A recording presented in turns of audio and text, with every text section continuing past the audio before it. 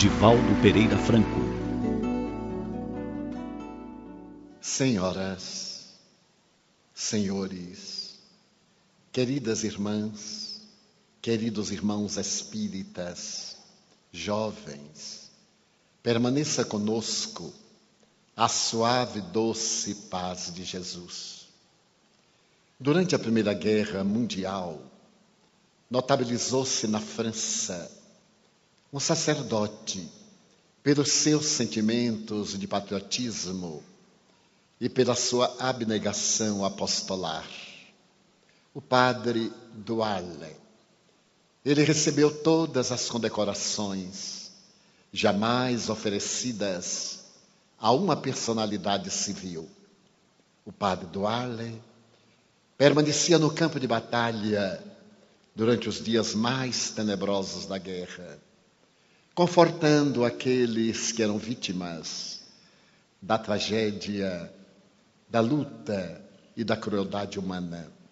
A uns, ele oferecia o sacramento da sua religião, a outros, a palavra de fé, a outros mais a dedicação, a esperança, o conforto. A sua dedicação era sem limites. Muitas vezes, no fragor das lutas, atravessava a linha Maginot, que separava então a França da Alemanha, para atender também os soldados do país inimigo, esclarecendo que diante de Cristo não havia indivíduos separados. Eram as paixões humanas que os colocavam em fronteiras e mandavam matar. Este homem extraordinário, que se transformou numa verdadeira bandeira do patriotismo e da solidariedade humana, analisado posteriormente por psicólogos, por psiquiatras, apresentava um distúrbio de conduta, porque nada obstante a sua dedicação apostolar, ele havia criado um conflito no qual asseverava que a guerra era resultado do seu desamor e por isso mesmo siliciava-se para poder aplacar a angústia que o dominava. E os estudiosos do comportamento, mesmo elogiando o estoicismo do sacerdote, asseveravam que ele era portador de um transtorno neurótico. Já naquela oportunidade, a psicologia havia estabelecido que toda vez quando recalcamos um conflito, naturalmente realizamos-nos fugindo para um transtorno de comportamento neurótico. Seguindo a tradição do padre Douarlet, esses mesmos estudiosos do comportamento analisaram a vida de um dos amigos de Goethe, um jovem chamado Grimm. Ele se houvera apaixonado por uma bailarina e desejava com ela consorciar-se. Não logrando o êxito no seu desejo, ele mudou de comportamento. Voltou para casa, amargurado e triste, trancou-se no quarto e durante vários meses ele penetrou numa profunda depressão. Naquela época, através de um transtorno muito perverso. E compreenderam os psicólogos e os psiquiatras que aquela ansiedade não atendida fez que ele viajasse para dentro e abandonasse o significado da vida. Mas de forma equivalente, estudando a vida de Franz Liszt, eles constataram que o notável compositor romântico, quando contava 17 anos, estava visivelmente apaixonado por uma jovem. Propôs-lhe casamento, mas o genitor havia desejado para a filha um destino muito melhor do que de um músico e naturalmente negou a Liszt a mão da sua ambicionada. O jovem compositor desejou então receber ordens religiosas, procurou seu pastor e falou-lhe que desejava entregar a sua vida a Cristo. Mas o seu pastor e confessor, que era um homem sábio, percebeu que não se tratava de uma realidade legítima, mas de uma fuga psicológica, e negou-lhe Negou-lhe a atender o pedido e ele foi para casa e durante 1 ano esteve deitado com os olhos fixos na parede, negando-se alimentação, qualquer uma forma de vida, até que um dia a sua genitora abriu inadvertidamente a janela, um jorro de luz adentrou-se pelo quarto, ele pareceu despertar e recuperou a sanidade mental. O mundo perdeu naturalmente um apaixonado, mas ganhou um excelente compositor. Seguindo essa tradição, esses psicólogos estudaram a vida de um notável filósofo francês. Este homem havia compreendido a necessidade de criar uma filosofia nova, exatamente naquele período quando as religiões não dispunham de recursos para atender às criaturas humanas, como seria de esperar-se. E Auguste Comte apresentou a bandeira do positivismo.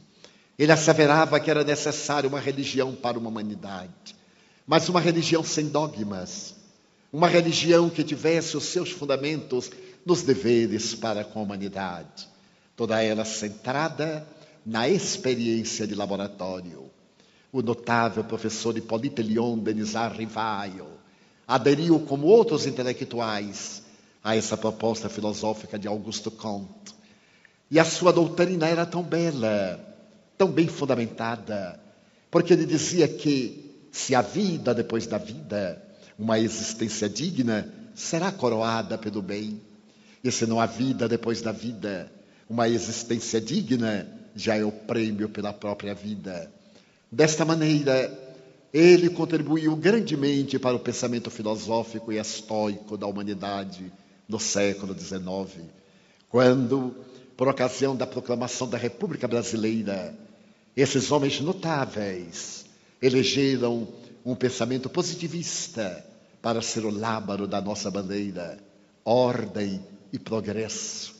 As 3 palavras pertencem ao pensamento profundo deste homem extraordinário. Apesar do seu cepticismo religioso, quando desencarnou a sua noiva Clotilde Devaux, ele entrou no estado especial de mística. E antes de apresentar as suas aulas aos discípulos, que eram muitos em Paris e no mundo, ele colocava defronte daqueles discípulos fascinados a cadeira de braços na qual sentou-se Clotilde Devaux e recitava mantras, jaculatórias, estabelecendo o verdadeiro ritual em homenagem à noiva desencarnada e criando de alguma forma um rito de natureza religiosa, ele que combatia as doutrinas religiosas vigentes. E os estudiosos do comportamento logo estabeleceram que Auguste Comte, apesar da inteligência brilhante da proposta filosófica, era portador de um transtorno neurótico. Mas a relação é quase infindável, porque no fim do século XIX, celebrizou-se na Itália uma jovem mística que passou a ser denominada como a Santa Estática de Caldara, a cidade em que ela vivia. Essa jovem, durante 21 anos, entrava num transe peculiar, perdia o contato totalmente com a realidade.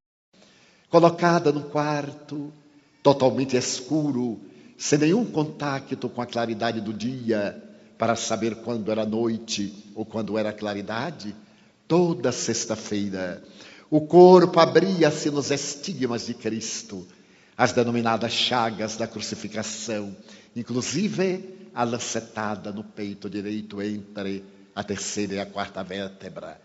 Ela negava-se a alimentar-se, tomava somente um copo de suco de laranja ou um copo de leite, vez que outra, e era idolatrada.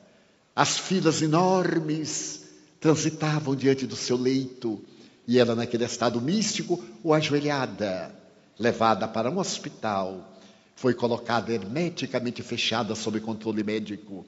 E toda sexta-feira, os estigmas apresentavam-se-lhe, chamando a atenção dos estudiosos de conduta.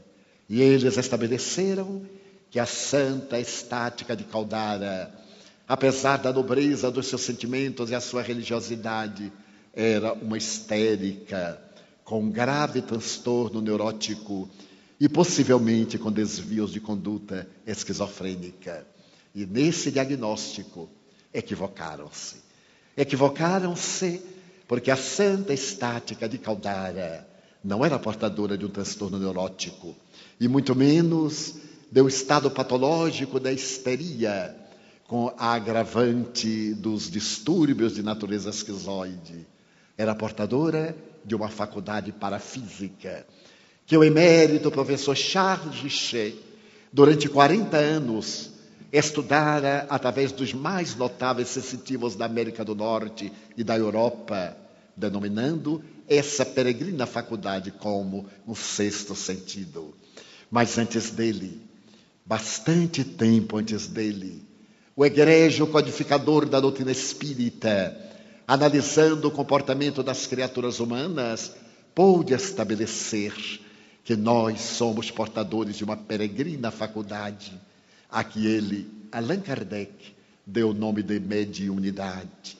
A faculdade que permite ao indivíduo estar entre dois pontos, tornando-se um instrumento de uma vibração para outra vibração, ser intermediário de dois mundos em litígio dentro de um próprio mundo. E a santa estática de Caldara era nada mais, nada menos do que médium, que deveria ser estudado pelos cientistas que a analisavam com esta prevenção característica da intolerância da ciência no fim do século XIX.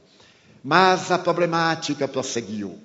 Os estudos classificatórios da paranormalidade humana diante da anormalidade da conduta mental e emocional prosseguiram e estabeleceu-se que é natural que toda vez quando temos um conflito, ele deva ser exteriorizado através de um transtorno de natureza neurótica. E quando se trata de um conflito profundo, através de um transtorno de natureza psicótica, estabelecendo um desvio de conduta daqueles que são mais graves. Merece recordar que é nesse período que Sigmund Freud, por volta do ano de 1900, estudando a diversidade desses conflitos, estabelece que na raiz de qualquer conflito neurótico há um distúrbio de natureza sexual. Portanto, é a libido que está conduzindo o indivíduo no seu comportamento saudável ou no seu comportamento patológico. Mas nesse mesmo ano, Freud publica uma obra que ficará célebre sob o nome de Melancolia. E ele analisa as manifestações melancólicas depois de haver acompanhado o trabalho do Dr. Emílio Kraepelin, o notável psiquiatra alemão, que estudou em profundidade a demência precoce, mais tarde chamada esquizofrenia. Freud fascina-se com o trabalho da diagnose da esquizofrenia e vai estudar esse transtorno que afeta um número imenso da sociedade odierna, como já então, no ano de 1900, com a denominação de melancolia. E explica o pai da psicanálise que a melancolia é um fenômeno normal na vida de todos nós. A própria alegria deve passar periodicamente por uma fase de tristeza. Manter a normalidade da conduta emocional não é estar sempre sorrindo, distante da responsabilidade ou do sofrimento. A tristeza, a melancolia, faz parte do nosso dia a dia. No entanto, se essa melancolia se prolonga por mais de 4 semanas, ela se torna patológica, sendo necessário receber a terapêutica especializada. E então Freud examina que essa melancolia invariavelmente é resultado da perda. A perda de um emprego, a perda de um objeto de estimação, a perda de um relacionamento, a perda de alguém quando morre. E não concordamos com o notável pai da psicanálise, porque as pessoas que morrem, desencarnam, falecem, não são perdidas. A morte é uma ceifadora tão desagradável que nós procuramos algumas definições para mascará-la, como asseverou com propriedade a doutora Elizabeth Kübler-Ross, a notável criadora da tanatologia, a doutrina que estuda o fenômeno da morte, essa notável suíça naturalizada americana, que dedicou 40 anos da sua vida de psiquiatra, desde Chicago, às experiências por todos os Estados Unidos, dizia que o americano comum tem pavor à morte, e ele procura mascarar a morte, maquilando aquele que desencarnou, fazendo uma recepção depois do sepultamento, procurando retardar o próprio sepultamento ou a cremação do cadáver, porque a morte não deve fazer parte da vida. E ela procura demitizar a morte, dizendo que é um fenômeno biológico, inevitável, talvez repetindo Freud, quando o indivíduo nasce, já nasce condenado a morrer. É então inevitável do fenômeno da morte. Mas nós, mesmo aqueles vinculados a doutrinas religiosas e alguns ao espiritismo, detestam a morte. Essa maravilhosa ceifadora que nos vem libertar muitas vezes da carga pesada das enfermidades irreversíveis, dos transtornos profundos, das síndromes devastadoras, como o parkinsonismo, Alzheimer, ou os distúrbios profundos da personalidade e do comportamento mental. Então a morte é uma benfeitora da vida, mesmo porque o Espiritismo, na sua missão gloriosa, matou a morte. E ela deixou de ter uma vigência, porque se transformou num passaporte para a vida. Morrer, de maneira nenhuma, é aniquilar-se. É somente perder a indumentária, o escafandro material de que necessitamos para a vilegiatura no meio das criaturas humanas. Coube ao Espiritismo a grandiosa tarefa de demonstrar que a vida é única. No corpo ou fora do corpo, estamos sempre na vida, vestindo-nos de carne para as existências materiais, isto sim, que são várias. Por isso dizia o apóstolo Paulo, a vida é única e depois da morte vem o julgamento. Toda vez que a persona morre, graças ao fenômeno biológico da desencarnação, a consciência desperta, vem o julgamento da personalidade e o indivíduo que continua a sua trajetória na grande viagem. Então Freud equivocou-se ao dizer que a morte é uma perda, mas de tal forma estamos vinculados a este conceito de perda, que muitas vezes acercam-se de mim pessoas angustiadas e me dizem, seu Divaldo, eu perdi meu pai, eu perdi meu filho. E eu pergunto, mas perdeu aonde? Pergunto. E eles dizem, não, morreu. Eu digo, isto sim, é outra coisa. Nós perdemos óculos, telefone celular, perdemos chaves. Pessoas não se perdem, pessoas desencarnam depois de realizar a sua tarefa na jornada terrestre.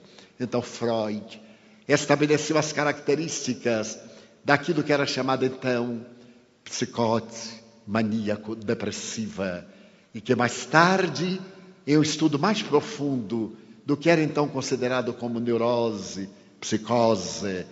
E os estudiosos constataram que a psique não adoece, como também os nervos não adoecem, são transtornos de conduta neurótica, transtornos de conduta psicótica, abrindo espaço para, na atualidade, uma análise profunda da depressão. Vivemos, como estabelece a Organização Mundial de Saúde, o momento da depressão. Os últimos 25 anos são um quarto de século da depressão. Em uma obra publicada nos Estados Unidos, intitulada O Demônio do Meio-Dia, o seu autor, um depressivo crônico, Solomon, que é um grande e notável jornalista do The New York Times, analisa que 50 milhões de norte-americanos, por volta do ano 2000, eram portadores de transtorno neurótico profundo, de depressão. E que depois do atentado de 11 de setembro, mais de 10 milhões entrariam no mesmo transtorno depressivo até o ano 2010. Então, as estatísticas revelam que a depressão tornou-se de natureza pandêmica. Mas qual a razão?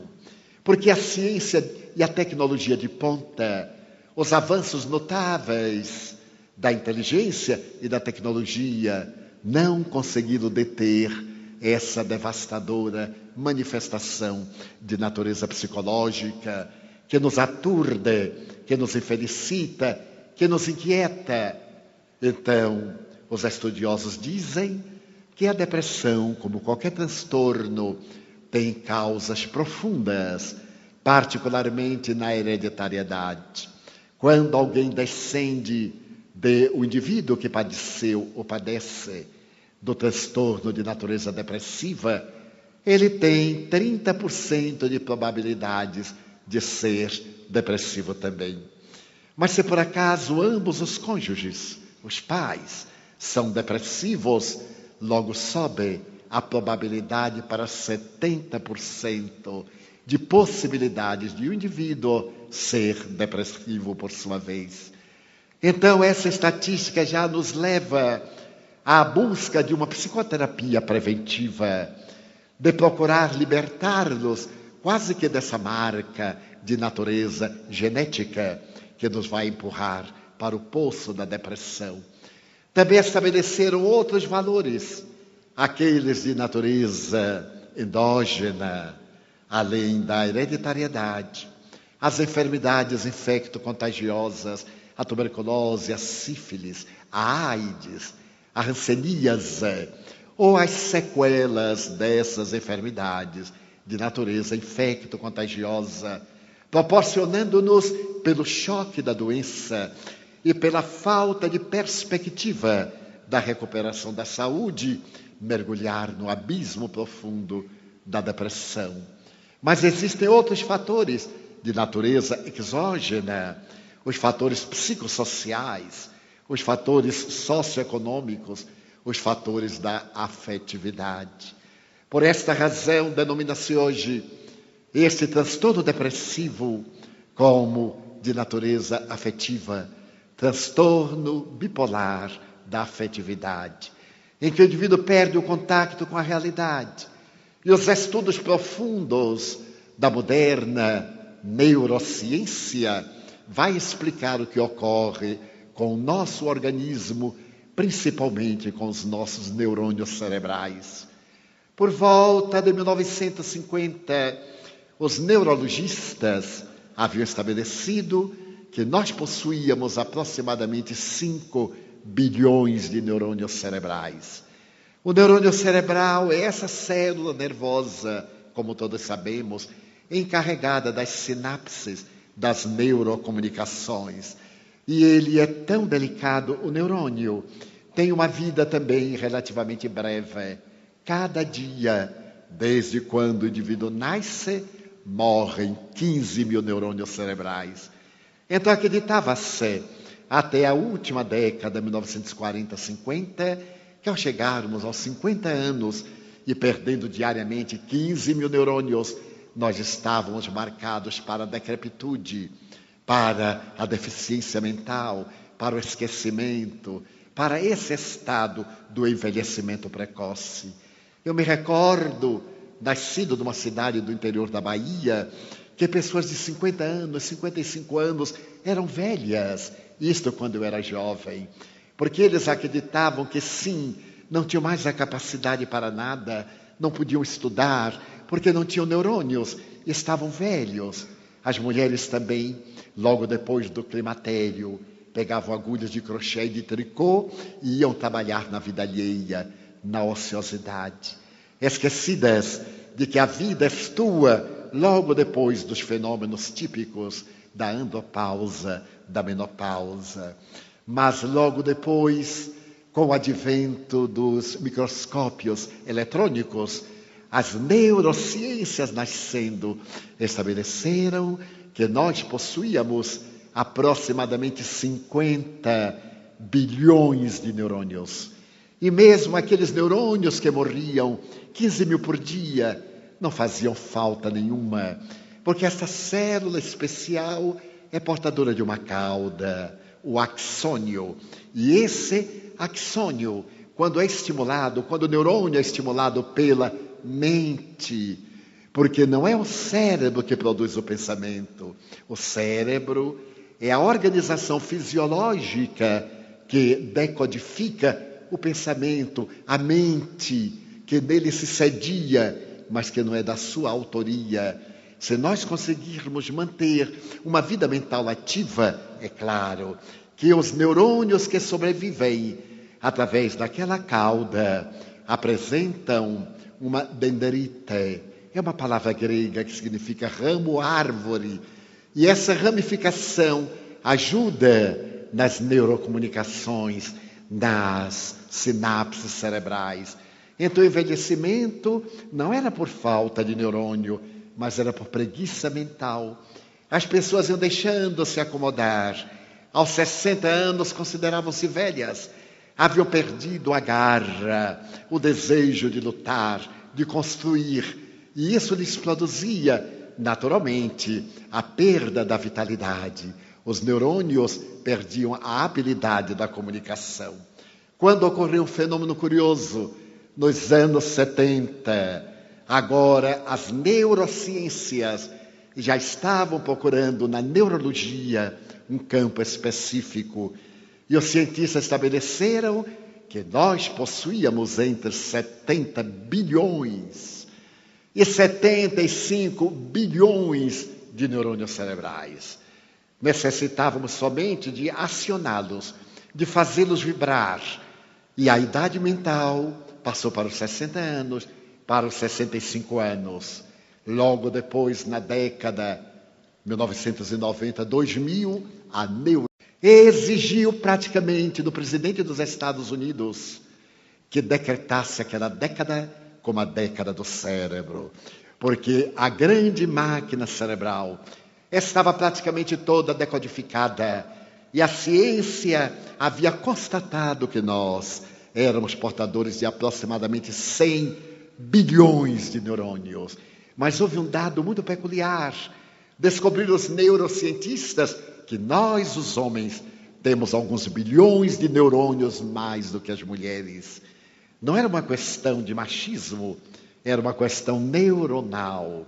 Mas logo constataram que, apesar dessa produção muito grandiosa, esses bilhões excedentes não tinham função nenhuma. Era uma espécie de reserva para o futuro da humanidade. Então, a idade mental passou para os 75 anos para a mulher, que é fraca, e para o homem, que é forte, 70 anos. Bem, é claro que eu sou uma exceção. Eu estou com 82 anos e eu tenho a impressão que o computador do reino dos céus não está funcionando muito bem e que eu fui deletado, graças a Deus. Fui deixado à margem e espero que muita gente passe na minha frente nesta fila grandiosa. Eu cedo lugar a qualquer precipitado, sem nenhuma contrariedade.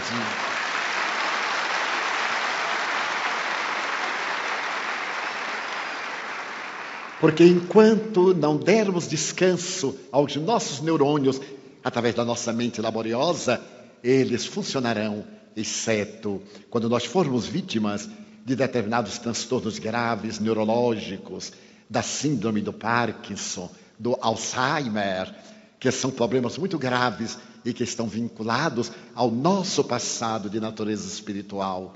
Eu me recordo que mais ou menos nessa época, em 1991, eu me encontrava na cidade de Lyon, na França. Anualmente, desde há 30 anos, tenho tido a oportunidade de visitar a França e proferir conferências. Mas naquela oportunidade estava em Lyon, porque havia sido convidado para proferir uma conferência na Universidade Lyon 2, pelo professor François de Laplantine. Ele me disse: Divaldo, eu sou professor de etnologia e também sou professor de paleontologia. Eu gostaria que você viesse à minha aula para poder fazer uma conferência do Espiritismo, a reencarnação à luz da antropologia, para explicar esta questão antropossócio-psicológica da evolução. E eu aceitei, Quando ele falou que era uma universidade de terceira idade, eu não tinha ideia exatamente. E com a minha tradutora ao francês, uma brasileira do Rio de Janeiro, Madame Beaumartin, Cláudia Beaumartin, a mais notável tradutora que existe, porque Cláudia vive em Paris há mais de 30 anos, é espírita militante. E ela é uma tradutora para mim tão notável que ela me traduz antes de eu falar. É curioso. Eu, por exemplo, vou citar uma frase de Allan Kardec. Começo e paro para ela traduzir. E ela então traduz a frase inteira. Eu digo, mas eu ainda não falei, Cláudia, mas eu já traduzi. Então eu tenho que ir adiante. E fomos à aula de antropologia e de etnologia do professor de Laplantine. E quando eu li o auditório, isto há 19 anos, eu era um enfant gâté. Eu estava com 62 anos, era um adolescente, que eu olhei, eu era praticamente com Cláudio, os mais jovens. Então ali estava a fina flor da terceira idade de Lyon. Proferimos a conferência e ao terminar, como é muito comum na Europa e nos Estados Unidos, houve um debate, perguntas e respostas. E 2 horas depois, ao encerrar-se, veio um grupo de pessoas para dialogar conosco. E jamais me esquecerei de uma senhora francesa típica. Ela veio sorridente com um chale no ombro, com uma flor de primavera no chapéu, que deve ter sido do século XIX. Sorridente, e me disse, Monsieur Franco, eu adorei a sua conferência. E logo eu segurei Cláudia e digo, por favor, traduza-me. E começamos o diálogo através da intérprete. Eu lhe perguntei por que ela gostou da conferência. E ela disse, ora bem, porque eu sou aluna do professor de Laplantine. Estou estudando antropologia. Imagine o senhor que eu tenho 81 anos. E eu tenho olho clínico, infelizmente. Olhei para ela e notei que ela tinha um pouquinho mais. Porque a mulher que não amputa 5 anos da sua vida não é feminina, é doente. Tem que diminuir um pouco, é natural para ser feminina. Na Mansão do Caminho eu tenho uma amiga que trabalha comigo há 40 anos. E há 2 anos ela me disse, Jovial Divaldo, eu quero convidá-lo para ir ao meu aniversário, aos meus 50 anos. Então a filha disse, mamãe, eu tenho 40. Ela disse, ai meu Deus, que cabeça, para os meus 60. Ela, mamãe, deixe-me em paz. Seja lá que idade for, é meu aniversário, não sabe, Divaldo? É que eu ando um pouco preocupado. Eu digo, entendo perfeitamente. Eu então olhei para aquela senhora jovial e dei apenas 5 aninhos a mais, 86, ficava muito bem. E ela começou a falar das suas conquistas. Já fiz o curso 4 anos, faltam-me 3 anos. E eu entusiasmei, me digo, meu futuro está aqui marcado pelo entusiasmo dessa dama. E então perguntei-lhe, e a senhora pretende exercer depois de se formar, porque ela estaria com 89 anos pelos meus cálculos. Pelos dela, ela estaria com 84. Ela disse, mas é claro, eu não iria estudar 7 anos para depois não montar o meu consultório. E percebendo o entusiasmo, eu perguntei, vamos imaginar uma coisa absurda, que certamente não vai acontecer, mas da lei da probabilidade, vamos imaginar a possibilidade, e se a senhora morrer antes?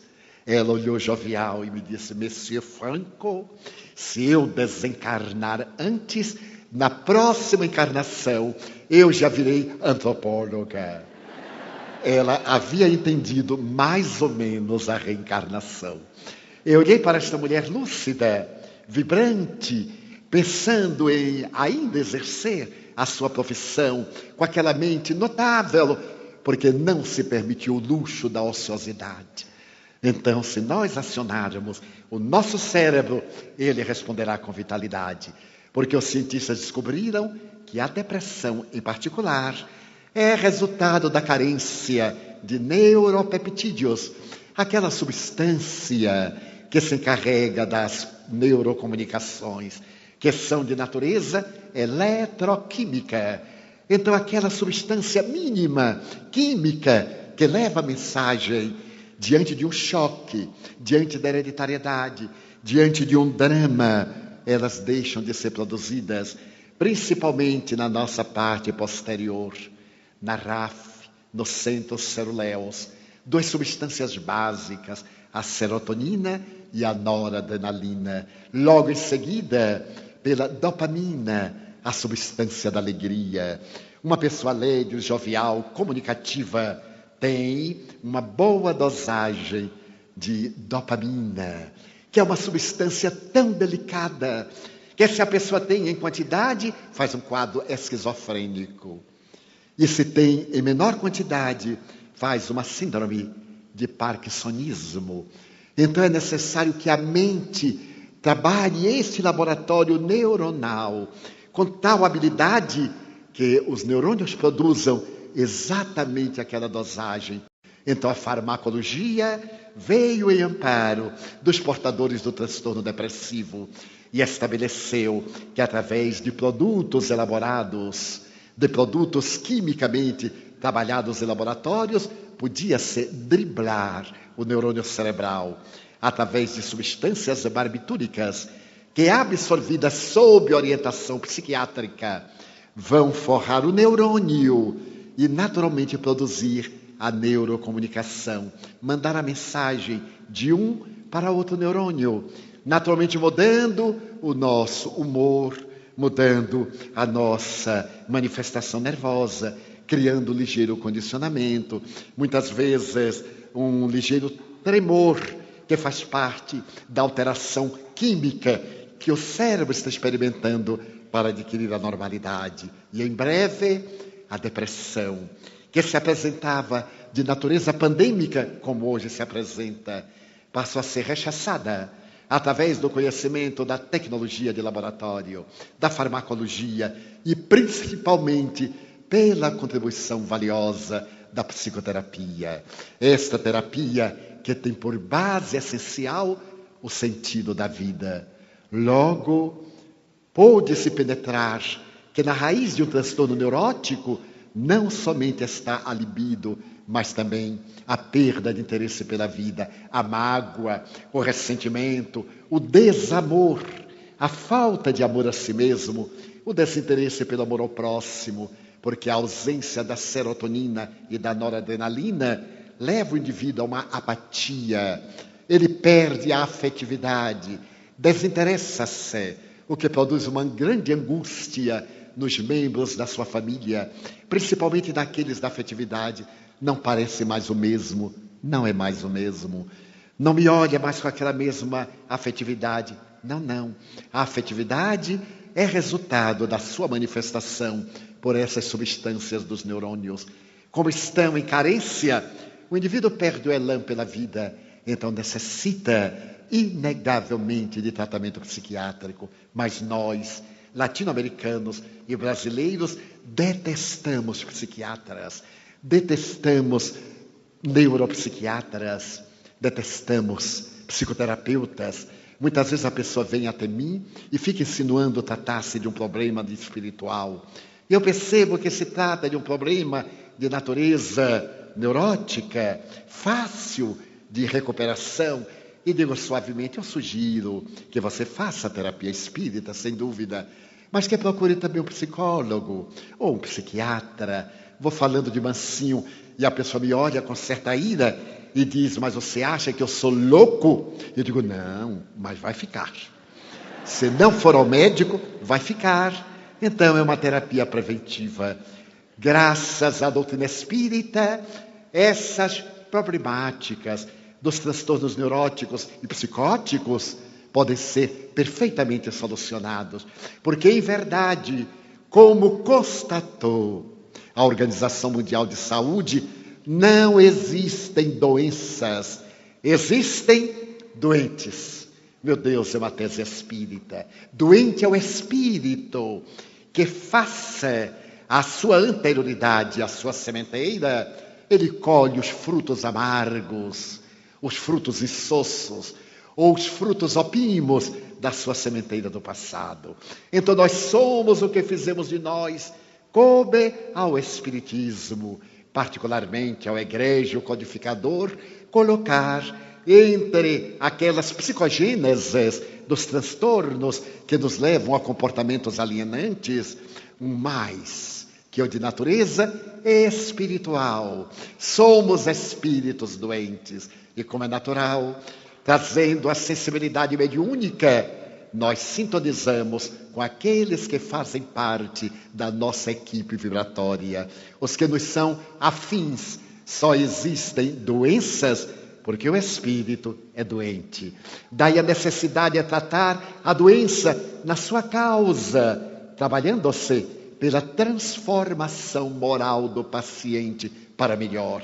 É fascinante notar-se que nos últimos 10 anos, os modernos psicoterapeutas americanos, alemães em particular, ingleses, estão adotando amor-terapia como solução para os graves problemas da criatura humana. A descoberta do evangelho-terapia, o indivíduo mergulhar o seu pensamento nas palavras de Jesus, o mais notável psicoterapeuta da humanidade, conforme classificado pela eminente psicanalista alemã, a doutora Hannah Wolff, que foi considerada no século XX a mais notável psicanalista depois de Anna Freud, a filha de Sigmund Freud. A doutora Wolff dizia que Jesus olhava o paciente e penetrava-lhe a causa da enfermidade. Ele não realizava uma análise, ele não recorria aos sonhos, ao inconsciente profundo do indivíduo para encontrar o fator que levava esse indivíduo ao desequilíbrio. Ele logo via a criatura. E por isso mesmo, ele, antes de realizar qualquer fenômeno curativo, perguntava ao doente: tu crês que eu te posso curar? E o doente dizia: claro.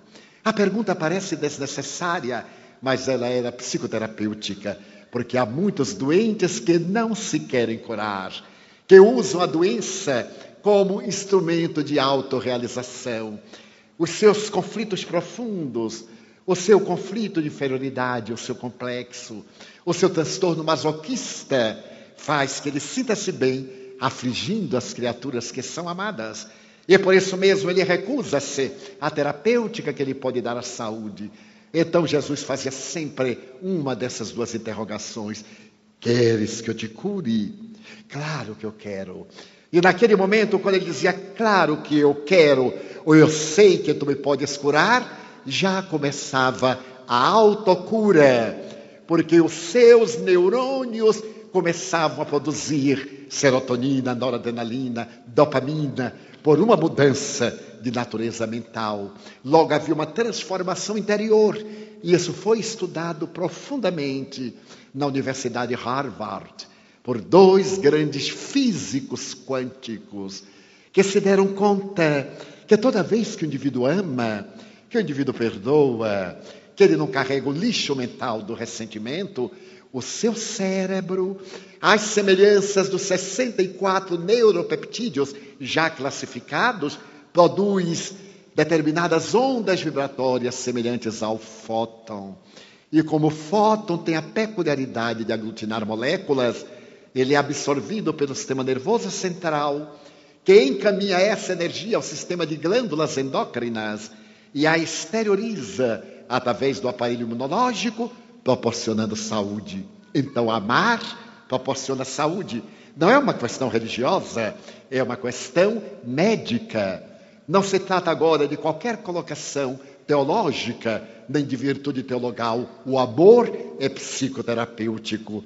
Há agora um estudo profundo pelo Dr. Greg Hagen a respeito do amor como ciência, a ciência e a arte de amar para tornar a vida digna.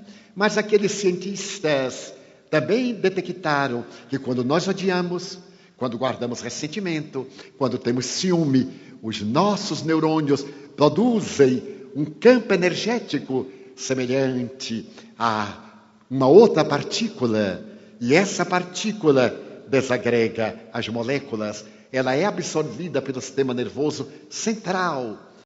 E claro que ele desarticula, transfere-se para o sistema endocrínico e vai para o imunológico e mata as nossas defesas.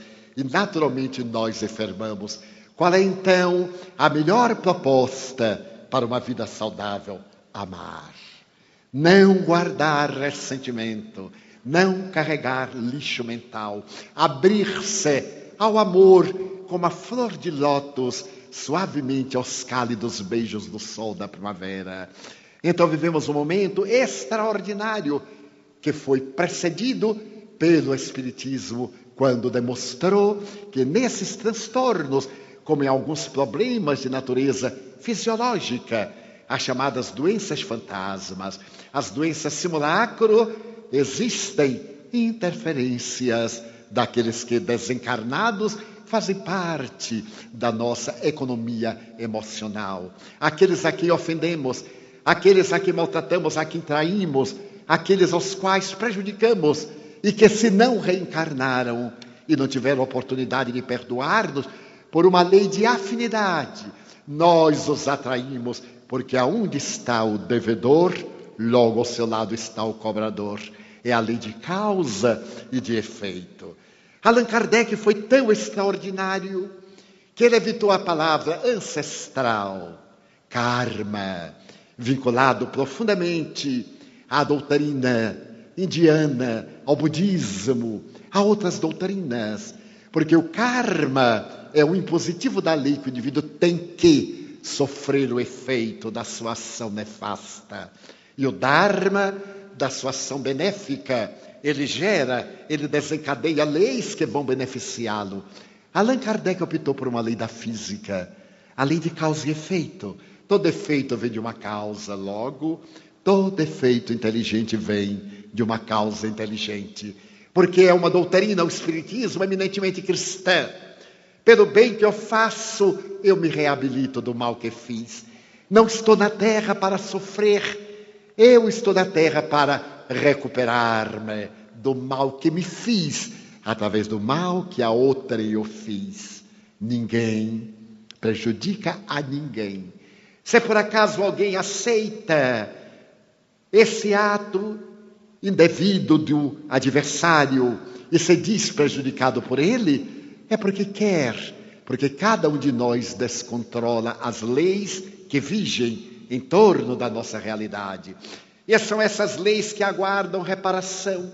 O bem que nós fazemos anula aquele mal que nós fizemos e as leis reorganizam-se, entram em equilíbrio. Por isso que o perdão é essencial. Se alguém me fez um mal, eu perdoo, porque o problema é dele. Se eu o perdoo, ele prossegue devendo, só que eu não me faço seu cobrador. Ele é que se tem de perdoar, ele se tem de reabilitar, ele é colocado pela vida para restaurar-se interiormente e evitar os danos que causou corrigindo-os e gerar novas leis de ação. É a lei do amor funcionando além da lei de justiça, através da lei de misericórdia. Um dia, conversando com Chico Xavier, ele me cunhou esta frase: meu filho, se nós estivéssemos sujeitos apenas à lei de justiça, é certo que não teríamos a oportunidade de reencarnar por falta de mérito. Mas como Deus é amor, ele aciona a lei de misericórdia, que nos abre espaço para a reabilitação. Mas nem todos assim compreendem. E aqueles que se sentem prejudicados, que se acreditam vítimas, vêm agora fazer justiça com as próprias mãos. Desejam de esforço a vingança e estabelecem conúbios obsessivos. Como se trata o doente de um espírito que está doente e que agora apresenta o distúrbio de natureza psicológica e comportamental, ou distúrbio orgânico, ou distúrbio mental, através de um fenômeno esquizofrênico, através de uma manifestação de natureza hebefrênica, autista ou equivalente, é necessário despertar-lhe o âmago profundo para que ele comece a terapêutica, mudando de vida. Então ninguém cura a ninguém. O próprio mestre fazia que o indivíduo começasse o seu processo de autocura. Então, no momento em que a depressão se expande na Terra, a obsessão também se estabelece como de natureza pandêmica. Allan Kardec, em A Gênese, faz uma análise que é perfeitamente atual. Ele se refere às tribos bárbaras que periodicamente no passado, no começo da Idade Média, varreram as culturas, os hunos, os godos, os visigodos, os normandos, que prejudicaram tanto a civilização nascente àquela época.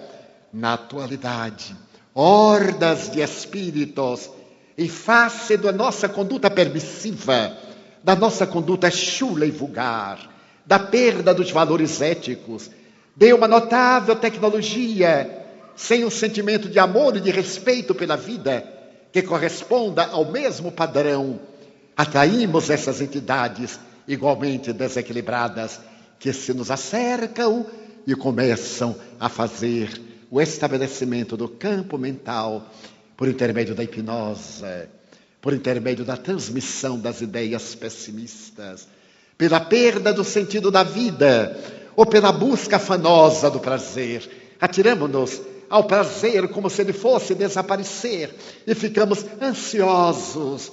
Um dos fatores básicos da depressão, a ansiedade, o medo, a solidão, como fatores psicológicos da nossa ansiedade. Nós desejamos estar em todo lugar, simultaneamente. Na época da comunicação virtual, nós queremos estar em toda parte e vivemos ansiosos. Não vivemos cada momento conforme propôs Jesus. A cada dia que baste o seu quinhão, que cada questão tenha o seu momento e que usufruamos em uma grande alegria cada instante da nossa vida. Vivemos ansiosamente. Eu tenho certeza que aqui no auditório um bom número de pessoas está ansioso para que eu acabe logo, mas eu não vou acabar logo. Só vou acabar à 1 da madrugada. Portanto, pode tranquilizar a ansiedade. Porque é essa ansiedade que nos leva sempre para onde nós estamos e ali não nos encontramos. Eu tenho uma amiga, por exemplo, que diz: eu adoro os domingos, tomara que chegue domingo. E quando chega domingo, mas eu detesto este dia insosso, meu Deus, tomara que chegue amanhã para ir para o trabalho. E quando chega segunda-feira, quem aguenta esse trânsito infernal é a pessoa ansiosa. Eu me recordo que uma vez estava aqui em Curitiba, no tempo das palestras no colégio estadual, e estava assinando os livros quando se me acercou um cavalheiro. Eu sempre chego mais cedo para saudar as pessoas, para conviver, porque é muito bom amar, conviver, sorrir para este, para aquele. E então chegou um cavalheiro e me perguntou: seu Divaldo, que horas será a conferência? Eu disse: às 20 horas. Seu Divaldo, só falta 1 hora. Eu olhei e disse: não, senhor, ainda falta 1 hora. E vai começar na hora? Eu digo: espero que sim. Eu já cheguei. O presidente da federação também já chegou. E ele balançou a cabeça e vamos ver. Eu percebi que era um ansioso. Ele saiu. Eu continuei. Daí a pouco, olha o homem. Seu Divaldo, só falta meia hora. Seu Divaldo, eu disse: meu amigo, ainda falta meia hora. Ainda. Muita gente está em casa jantando, vai pegar o veículo, o automóvel ou um coletivo e ainda chegará em tempo. Vamos ver se vai começar na hora. E saiu aborrecido. Daí a pouco volta o homem pela terceira vez. Seu Divaldo, faltam 15 minutos. Só faltam 15 minutos. Eu digo: não, senhor, ainda faltam 15 minutos. E como todo ansioso tem medo de morrer, porque ele morre de véspera, é como peru de Natal, eu então lhe perguntei sorrindo: o senhor sabe quantas pessoas morrem por segundo? Ele disse: não, senhor. Eu digo: segundo estatísticas americanas, em cada segundo morrem 7.500 pessoas. O senhor multiplique 7.500 por 60, multiplique por 15 e veja quanta gente ainda vai morrer antes de eu começar a conferência. O homem me olhou, fez cruz credo. Eu disse: é capaz de morrer o auditório todo. É uma estatística. E eu digo: desse eu estou livre. E me vi livre. Chegou o momento. Eu me levantei. Não havia tribuna, ficávamos à ponta da mesa. E quando eu me levantei, o homem estava defronte de mim, olhando-me fixamente. Eu comecei e olhei para ele. Ele então levantou a manga do paletó, olhou o relógio, olhou para mim como que disse: eu vou controlá-lo, viu? Eu também olhei meu relógio. se havia passado um período de 5 minutos. Eu aí fiquei com pena dele, coitado, porque uma conferência tem uma praxe, 60, 70 minutos, hoje 3 horas e 4 minutos. Então, eu digo, ele ainda vai olhar para o relógio 13 a 14 vezes, e não olhei mais. Libertei-me dele. Quando eu terminei, o homem subiu ao palco, deu-me um abraço e me disse: mas, senhor Divaldo, o senhor fala, hein? Eu disse... Eu perguntei-lhe, por acaso o senhor já viu ou já ouviu algum orador mudo? Eu fui convidado para falar, mas o senhor exagerou, falou mais de 2 horas. Eu digo, não.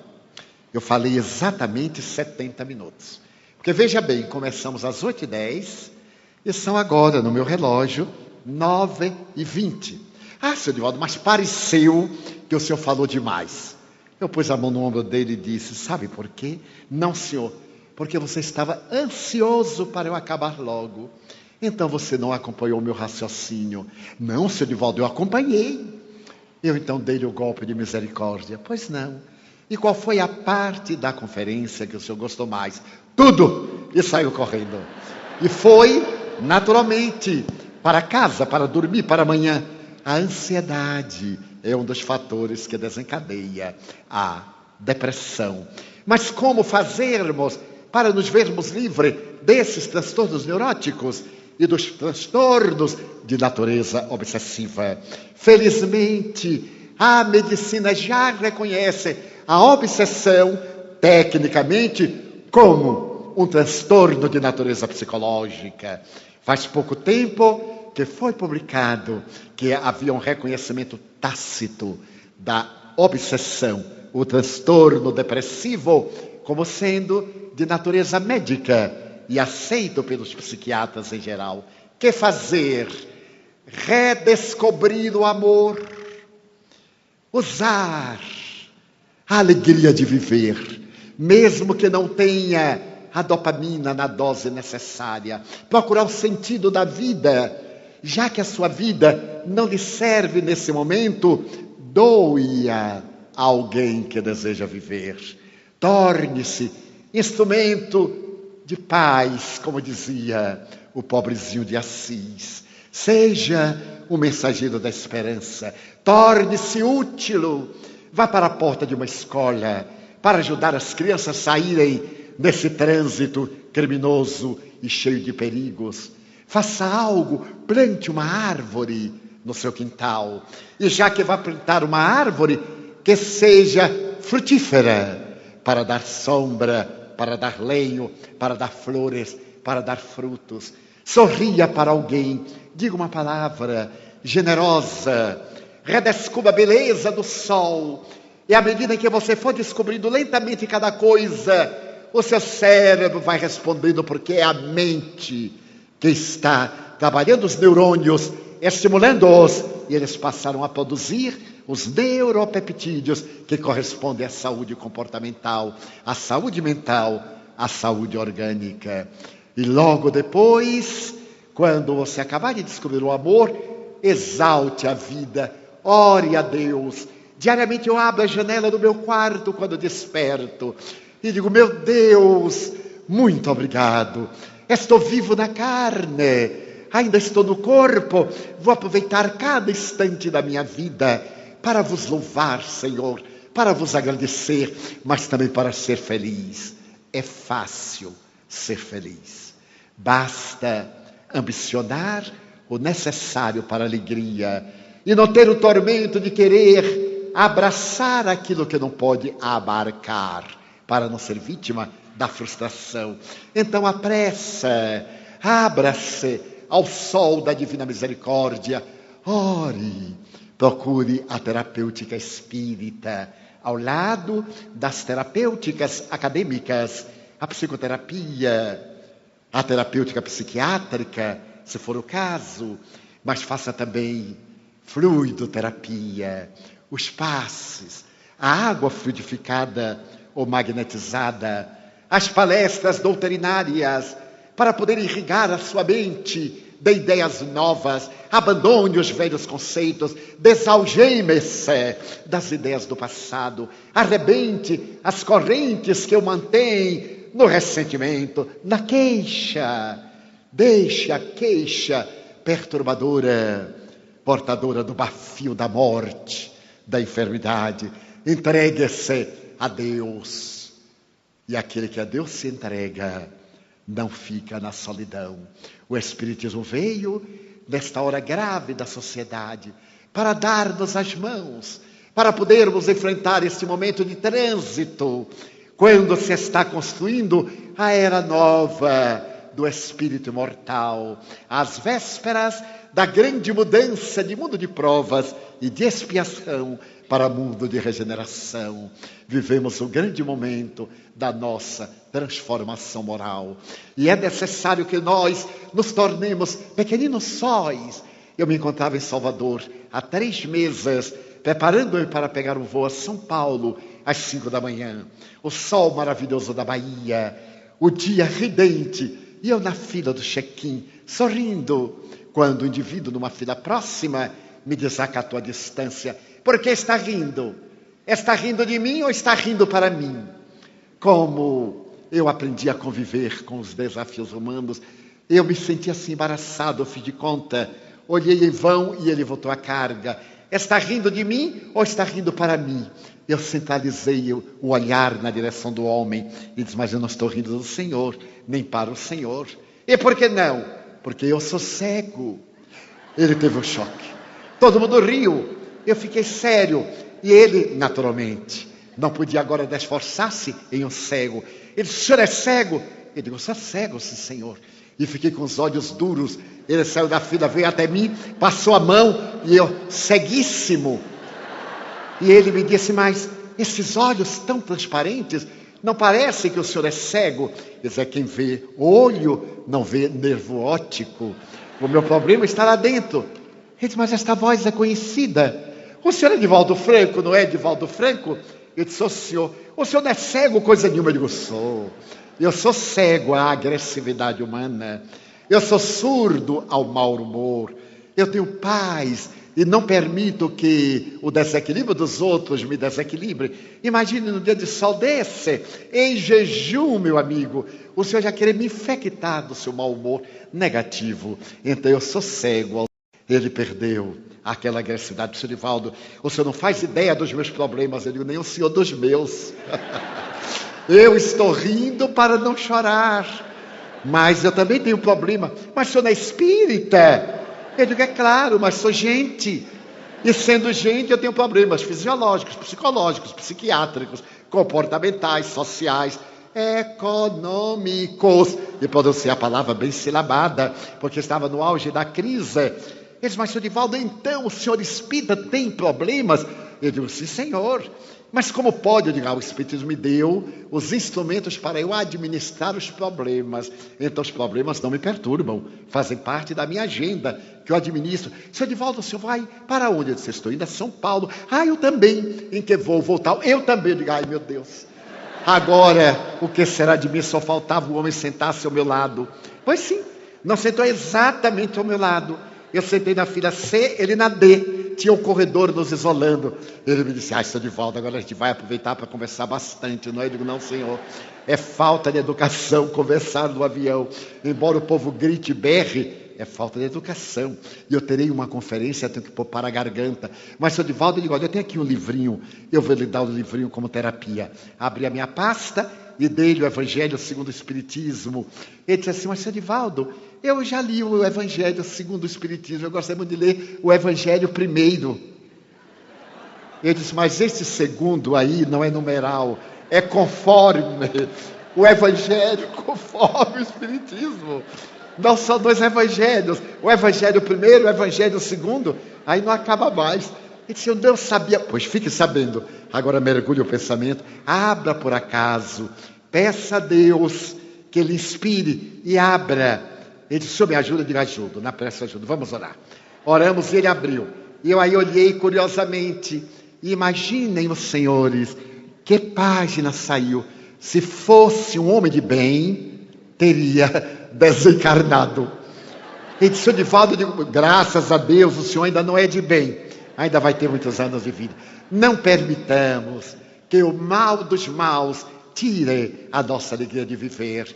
Então, aqueles estudiosos, psicólogos, psiquiatras, que examinaram o padre Duale, o amigo Grimm de Goethe, que estudaram o comportamento de Franz Liszt, as experiências notáveis de Augusto Comte, a santa estática de Caldara, hoje eles irão dizer que, como fator psicogênico da depressão e dos transtornos, a mediunidade abre a porta para a obsessão.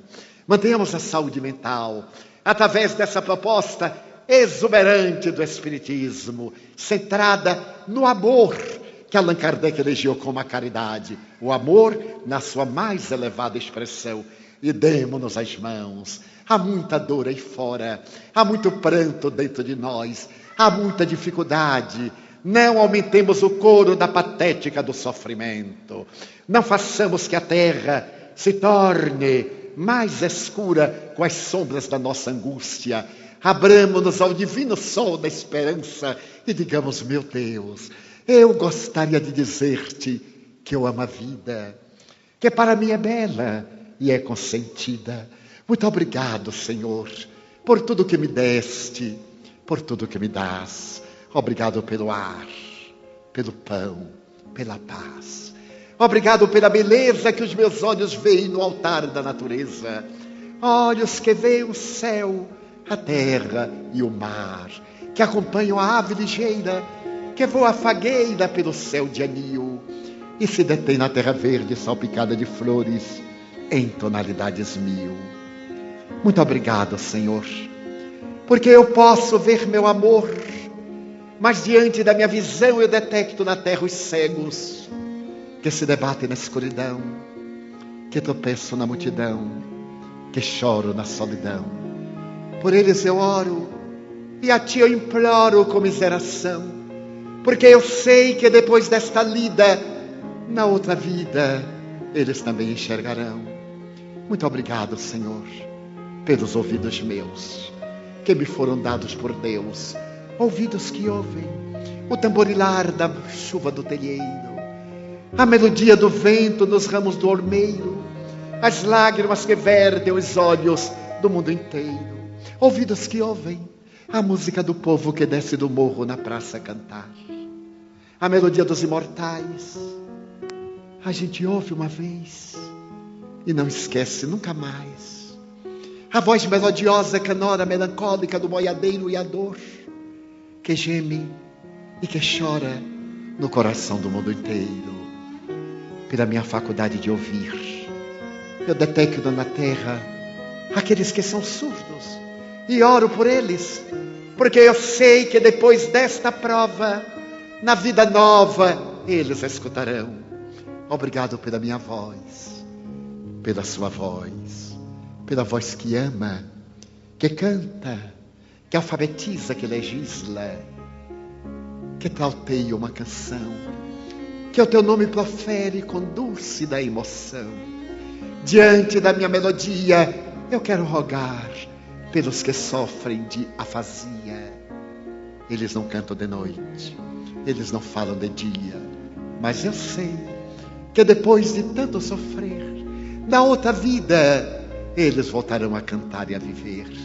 Muito obrigado, Senhor, pelas minhas mãos, mas também pelas mãos que aram, mãos que semeiam, mãos que agasalham, mãos de ternura, que libertam da amargura, pelas mãos que apertam mãos, mãos dos adeuses, que limpam feridas, que enxugam lágrimas e suores das vidas, pelas mãos de sinfonias, de poesias, de psicografias, de cirurgias, pelas mãos que atendem a dor, o desamor, pelas mãos que atendem a velhice e as dores das vidas, pelas mãos que no seio embalam o corpo de um filho alheio, sem receio, e pelos pés que me levam a andar sem reclamar. Muito obrigado, Senhor, porque eu posso caminhar diante do meu corpo perfeito eu te quero louvar, porque eu vejo na terra aleijados e amputados, marcados, paralisados, que se não podem movimentar. E eu oro por eles, porque eu sei que depois desta expiação, na outra reencarnação, eles também caminharão. Muito obrigado por fim, pelo meu lar. É tão maravilhoso um lar. Não é importante se ele é uma mansão ou está numa favela, se é um ninho, um grabato de dor, um bangalô, uma casa no caminho, um duplex, seja lá o que for, mas que dentro dele exista a figura do amor. Amor de mãe ou de pai, de mulher ou de marido, de filho ou de irmão, a presença de um amigo, alguém que me dê a mão, porque é muito triste viver na solidão. Mas se eu a ninguém tiver para me amar, nem um teto para me agasalhar, ou uma cama para repousar, nem aí reclamarei. Pelo contrário, eu direi: obrigado, Senhor, porque eu nasci. Muito obrigado, Senhor, porque eu creio em Ti. Pelo Teu amor, obrigado, Senhor, pela Sua atenção. Muito obrigado, senhores.